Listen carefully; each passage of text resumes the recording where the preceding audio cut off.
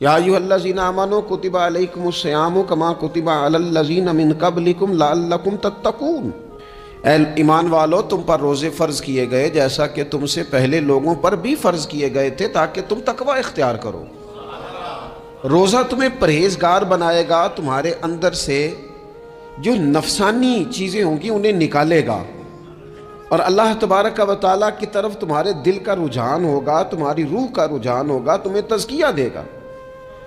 रोज़ा इंसान की तरबियत करता है, इंसान को रोज़ा ज़हनी तौर पर तैयार करता है कि अल्लाह के हुक्म के मुताबिक खाना है, अल्लाह के हुक्म के मुताबिक पीना है।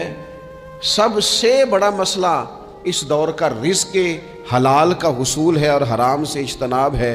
तो रोज़ा हमें ये सबक पढ़ाता है कि हम वही खाएंगे और उसी वक्त खाएंगे जो खाने का हमें हमारे रब ने हुक्म इरशाद फरमाया।